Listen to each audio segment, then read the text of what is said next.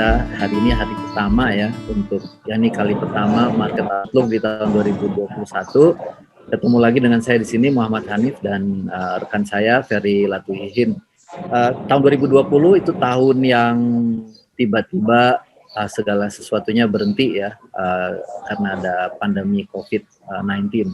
Dan pasar juga jadi tertekan, semua pasar keuangan, saham ataupun obligasi, tapi sudah mulai recover.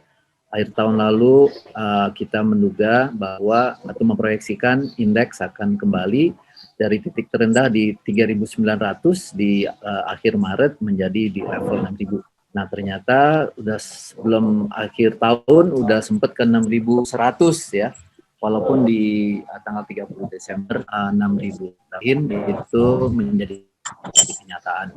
Nah di tahun 2021 kita memproyeksikan bahwa indeks akan di ujung 2021 akan menjadi 7.000, sehingga terjadi ada potensi kenaikan mungkin sekitar 15-17% ya dari kenaikan IHSG. Nah kali ini kita punya ada temanya berkaitan dengan suatu Keynesian view ya mengenai pasca corona. Langsung aja kita tanya sama Pak Ferry. Kira-kira apa sih maksudnya dari Keynesian view ini? Kira-kira gimana tuh, Fer? Ya, Keynesian view itu sebetulnya agak berbeda. Saya perlu tekankan di situ adanya a post Keynesian view, yaitu karena selama ini orang melihat market itu dikaitkan dengan kebijakan moneter dari bank sentral, yaitu turun naiknya suku bunga acuan. Ya, seperti Fed Funds Rate 0 sampai 0,25% dan BI 7 days repo rate 3,75%, ya kan? Fokusnya tuh ke sana. Nah, kalau post Keynesian view fokusnya adalah ke commercial bank, ya, ke bank-bank komersial seperti Mandiri, BCA, BNI, BRI, ya. Apakah mereka akan mengucurkan kredit atau tidak? Ya, itu yang menjadi fokus daripada post Keynesian view, endogenous money supply. Ya, nah di sini perlu view-view seperti itu agar kita tidak terkecoh. Seandainya katakanlah suku bunga acuan bank sentral tidak turun, ya, tapi bukan berarti market udah get stuck, ya. Atau seandainya suku bunga dinaikin, suku bunga acuan dinaikin, market langsung panik. Ya, ini perlu nih. Padahal setelah post pandemi ini, setelah post corona ini, yang matters, yang penting adalah credit growth. Ya, jadi walaupun seandainya bank sentral, katakanlah BI, menaikkan BI repo rate-nya dari 3,75 ke 4%, ya, itu nggak jadi masalah kalau pertumbuhan kredit juga positif. Ya, artinya apa? Di sini bank sentral mulai menarik diri pelan-pelan, memberikan peran kepada bank-bank komersial. Ya, di sini perlu nih, jangan sampai market salah paham, gitu kan?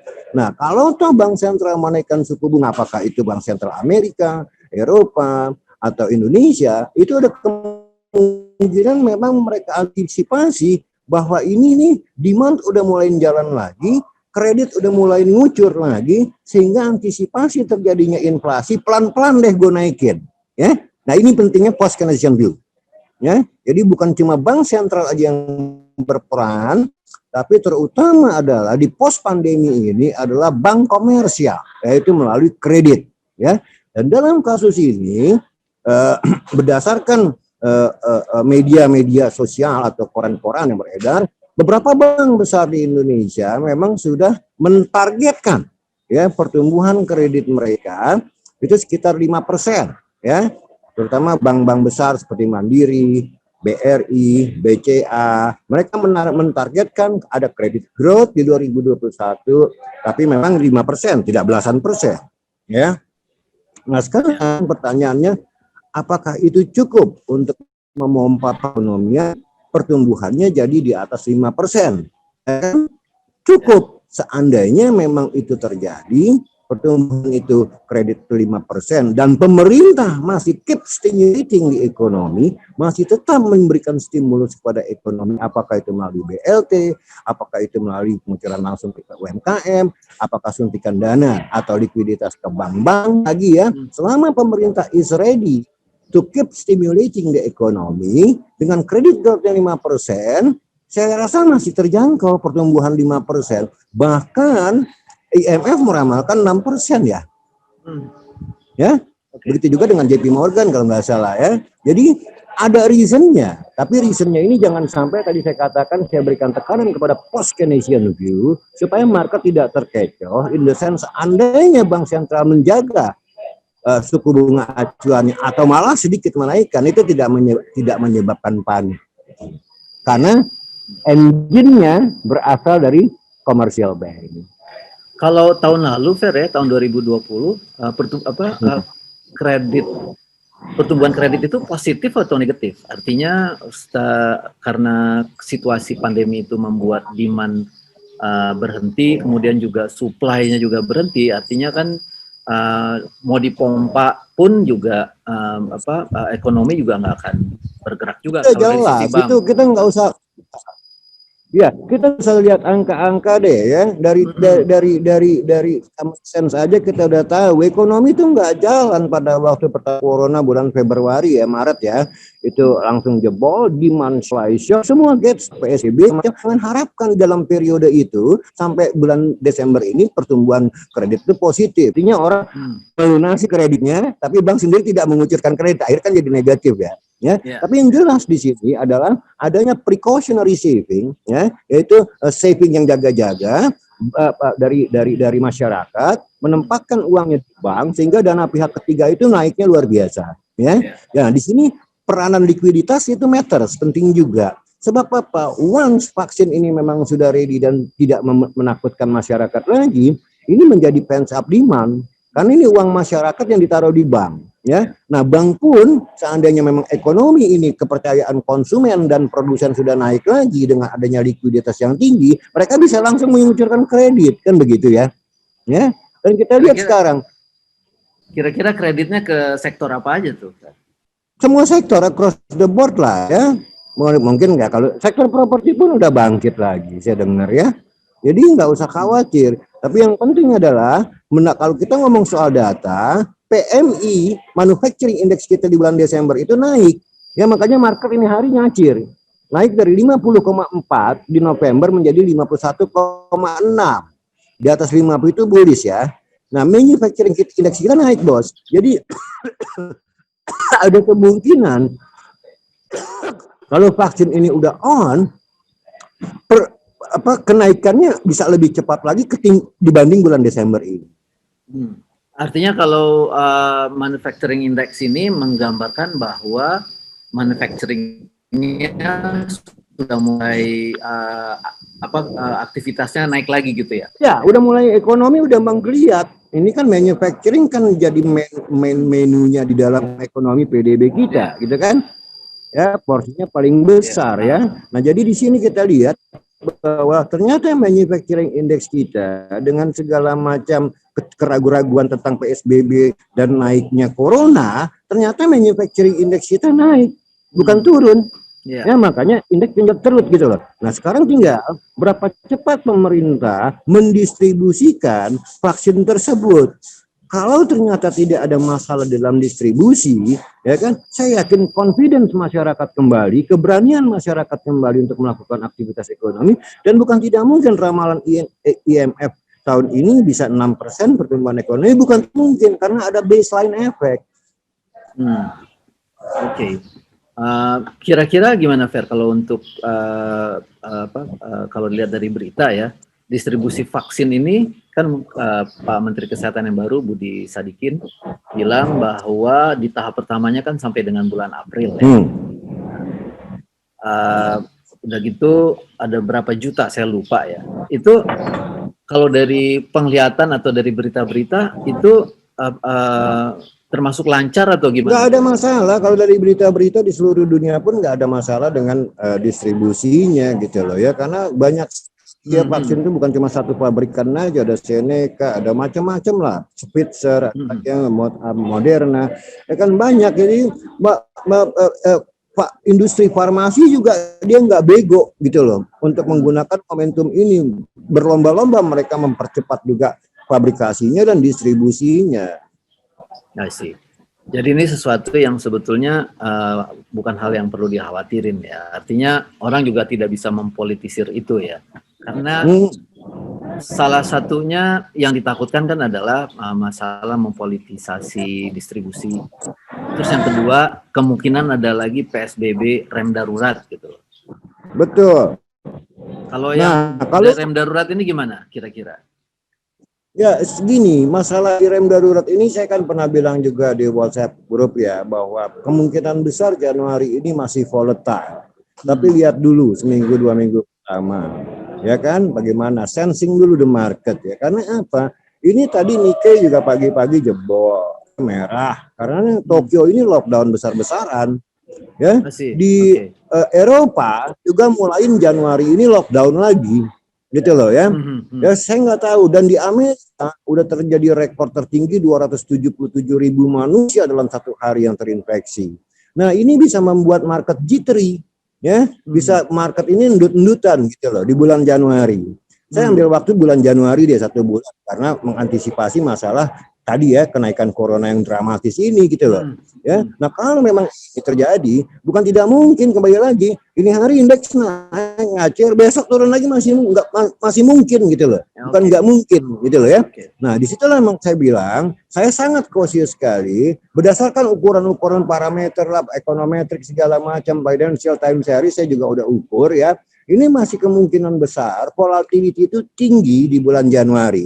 Nah setelah Januari seandainya vaksin dan kurva coronanya juga udah bisa dihandle, bukan tidak mungkin indeks ngacir gila-gilaan. Yeah. Tapi be cautious di bulan ini, bukan be cautious. Kalau Anda punya investment horizon 1 tahun ke depan, you don't have to worry. Tapi kalau Anda punya mental yang tiap hari ngeliatin turun naik, bisa pipis di celana. Oke. Ya. Nah, balik lagi Fer ke apa namanya Keynesian view tadi ya. Apakah itu menggambarkan bahwa pemerintah yang selama ini ada quantitative easing, artinya ada intervensi atau ada stimulus yang jumlahnya hampir 1.000 triliun kalau nggak salah ya. Apakah pemerintah itu akan tetap kasih stimulus atau dia mulai pelan-pelan menarik stimulusnya? Ini kembali lagi dalam kondisi yang serba tidak pasti ini, pemerintah kalau bikin rencana-rencana ke depan udah fix itu nggak make sense karena anytime can change, bisa berubah. Yang penting adalah bahwa pemerintah stand ready, tetap ready ya untuk melihat kayak gini lah. Kalau ada maling gue tembak, kalau nggak ada maling ngapain gue tembak, kan gitu ya. Ya, oke. Ya, jadi kan yang penting komitmen pemerintah untuk tetap menjaga be alert ya. Jadi yang penting alertnya pemerintah itu yang penting. Berapa besarnya nanti tergantung situasi, Bos. Oke, interesting ya. Artinya di tahun ini sangat beda gamenya dibandingkan dengan tahun 2020 ya. Beda. Tahun ini bedanya peranan bank komersial itu yang sangat betul. Itulah makanya betul. Nah, makanya saya tawarkan judulnya A Post-Keynesian View. Yang maksudnya adalah sekarang ini, post pandemi ini, yang akan berperan itu commercial bank. Pemerintah nggak bisa terus-terusan, Bos. Ada limitnya. Limit inflasi, limit defisit. Ya kan? Kalau inflasinya naik, kalau memang vaksin ini udah on, ekonomi udah bergulir lagi, tinggal pertanyaannya adalah how fast the banks, commercial banks, ya kan, memberikan loan kepada nasabah. Ya. Itu nasabahnya bisa nasabah korporasi dan juga nasabah exactly. Ya? Bisa konsumen, bisa investment, bisa modal kerja, kreditnya. Ya, yang penting kredit growth-nya positif, gitu. Oke. Interesting, Fer. Mungkin dari teman-teman semua yang hadir di sini, kalau mau ngasih pertanyaan dipersilakan. Saya belum lihat ada yang nanya sih. Ya, apakah udah ngerti semua atau bingung semua? Karena ada istilah Keynesian view ya. Jadi itu kan sesuatu yang mungkin banyak dari teman-teman yang belum memahami. Mungkin bisa dijelasin dikit, Fer, mengenai Keynesian ini, Fer. Apa bedanya dengan ekonomi yang lainnya gitu, Fer? Ya gini, selama ini kaitannya bukan masalah teori, tapi masalah praktek ya. Teori nggak ada gunanya kalau kita nggak bisa ceritakan dalam praktek, oke? Yeah. Nah, dalam praktek adalah orang selama ini sepanjang tahun 2020 sejak corona itu muncul, orang memperhatikan suku bunga acuan daripada bank sentral, terutama Fed funds rate, oke? Yeah. Atau BI rate, repo rate di kita, ya kan? Kalau BI rate nurunin, Fed funds rate nurunin, likuiditas already on, ya kan? Nah, tidak demikian lagi nanti kalau vaksin ini udah on, ya. Ada kemungkinan bank-bank sentral pun akan mulai jaga-jaga. Ekonomi ini udah mulai reguler lagi, likuiditas akan banyak banget. Artinya kredit udah mulai ngucur, bos. Ya, di komersial bank, bukan peranan bank sentral lagi jadinya, tapi peran bank-bank komersial. Nah, inilah pentingnya post Keynesian view. Gitu loh. Nah, maksudnya market nggak panik kalau seandainya bank sentral menaikkan suku bunganya. Karena ini sekarang baru hari pertama sih ya di 2021, jadi kita belum tahu pelaksanaan seperti apa. Pertanyaan saya tuh sebetulnya adalah apakah bank itu memang bank-bank besar itu komit akan meluncurkan kredit sampai ya mereka dalam bisnis plan akhir tahun ini atau akhir tahun lalu 2020 sudah memberikan statement seperti BCA kalau nggak salah sekitar 5%, Mandiri 4-6%, ya kan, ini dua bank besar yang mewakili perbankan kita lah ya. BRI juga mungkin 4-5%, ya kan, tambah lagi mungkin ya BNI segala macam, saya rasa similar mereka ya. Nah, bisa dijadikan acuan karena they are big banks gitu loh. Nah, artinya apa? Mereka memang nggak belasan persen, tapi juga tidak negatif atau tidak 0%. Mereka tetap di situ ada ekspektasi bahwa ekonomi akan membaik sehingga kredit akan mengucur gitu loh ya. Dan kalau kita perhatikan lagi kembali ke ekonomi apakah akan lebih baik, data terakhir menunjukkan bahwa manufacturing index kita naik dari 50,4 di bulan lalu menjadi 51,6 di bulan Desember. Dari bulan November ya ke Desember. Nah, di sini udah memberikan indikasi bahwa di ekonomi sebetulnya is recovering. Ya. Cuman kita belum tahu angka pertumbuhan kita di kuartal keempat itu apakah sesuai ekspektasi atau di luar ekspektasi. Ekspektasi market seperti yang dinyatakan oleh Sri Mulyani adalah sekitar minus 1,9%. Ya. Ya, nggak jauh-jauh lah, minus 1,9, minus 1,7, minus 1,6. Nah, kalau itu memang sesuai dengan ekspektasi pasar dan memang ditambah lagi bahwa seperti manufacturing index kita yang naik memberikan optimisme pasar, ya tidak mungkin ramalan kita terbukti lagi bahwa akhir tahun 2021 indeks 7.000. Ya, oke. Ya. Oke, thanks, Fer. Nah, ini ada satu pertanyaan nih dari Om Argon Usman. Dia tanyanya begini. Mau nanya, Om Ferry, kalau distribusi vaksinnya kacau balau, apakah dampaknya hanya pada market feeling aja atau ada dampak aktualnya seperti banyak yang sakit sampai manufacturing dan produksi terganggu?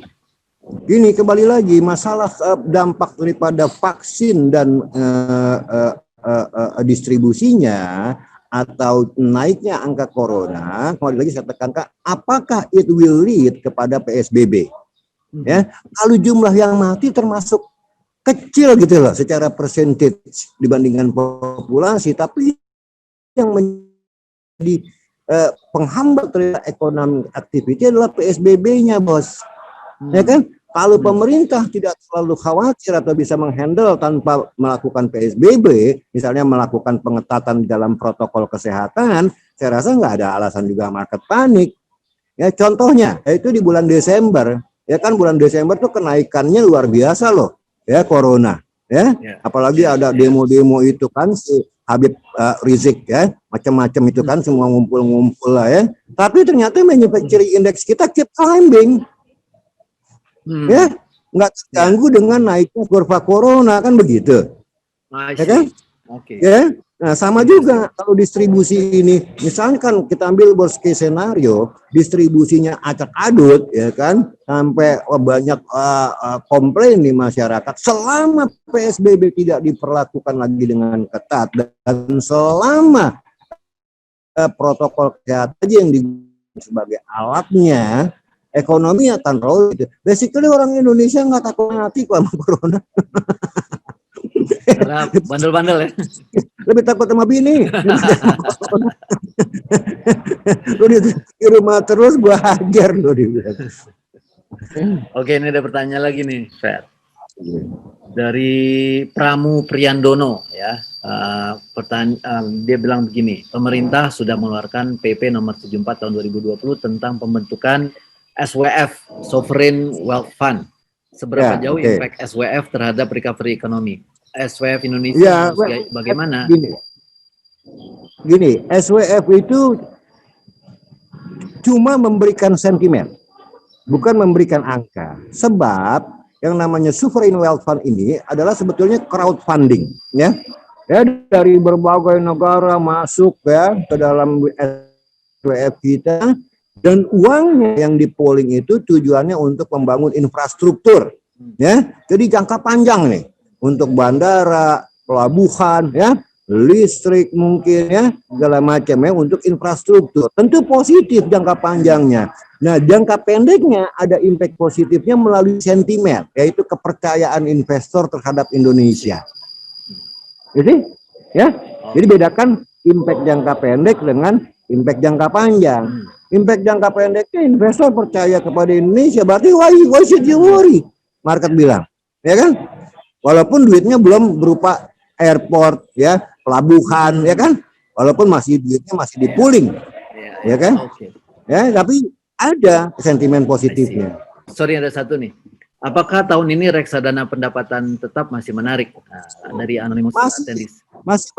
Masih menarik. Ya, saya advice bagi mereka yang bukan risk lover, masuk ke reksadana pendapatan tetap, masih bisa mengharapkan 7% growth lah ya. Ya, ekspektasi masih bisa ya, 6,5-7% growth masih menarik lah. Artinya tidak akan ada shock yang akan membuat suku bunga atau yield obligasi itu naik, tidak ada.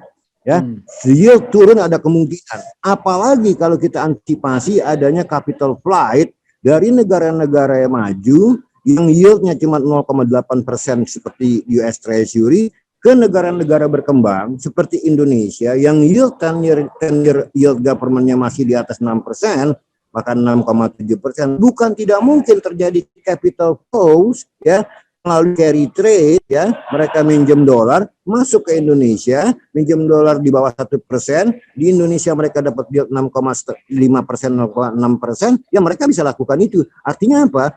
Akan menguat harga obligasi. Ya.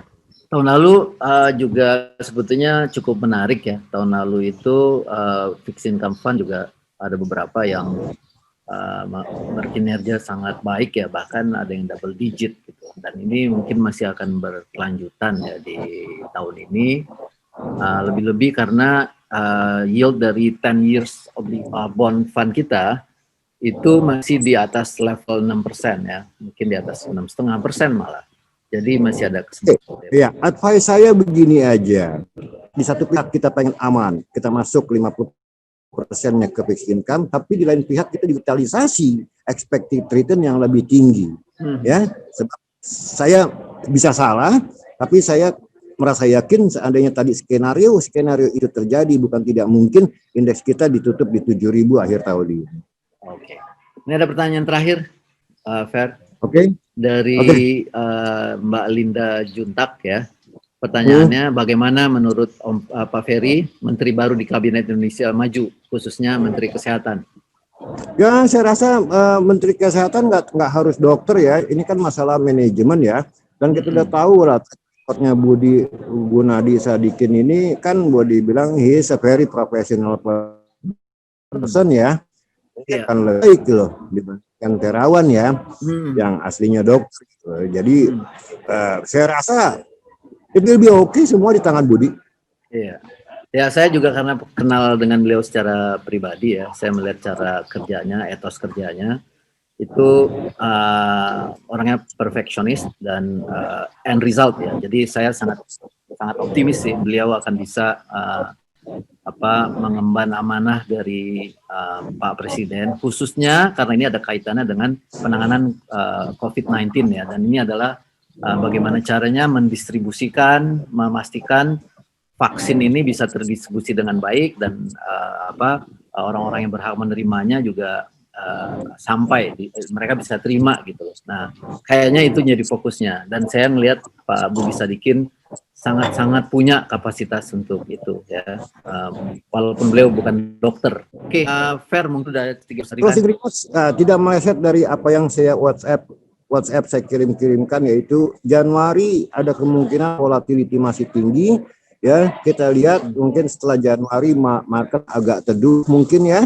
Tapi intinya begini, kalau Anda punya long term investment nggak usah khawatir, ya. Tapi kalau Anda short term, Anda boleh khawatir karena volatility di bulan Januari, saya bisa salah ya, tapi saya masih ragu akan stability atau steady state daripada indeks ini, gitu loh. Tapi setelah itu saya yakin, apalagi kalau memang PMI kita nih bisa naik lagi di Januari ya, manufacturing index kita dan itu kita aman. Siap, Okay? Thank you Fer. Baiklah teman-teman semua, itu closing remarks-nya dari Pak Ferry, rekan saya. Tahun ini sebetulnya adalah tahun recovery ya dari tahun 2020 dan tadi disampaikan oleh Pak Ferry mengenai Keynesian view ya, post Keynesian view, bahwa di tahun ini peranan dari perbankan, commercial bank itu yang sangat diharapkan dan beberapa bank besar, Bank Buku 4 tepatnya, sudah memberikan informasi dan konfirmasi bahwa mereka akan bisa menemukan kredit sekitar 5% dan itu sangat berarti buat Indonesia. Oke, baik kalau gitu teman-teman semua, demikian acara kita Market Outlook hari ini. Saya Muhammad Hanif dan Ferry Latuihin undur diri. Mudah-mudahan ini bermanfaat buat teman-teman semua. Sampai jumpa di minggu yang akan datang. Terima kasih. Selamat siang. Thank you.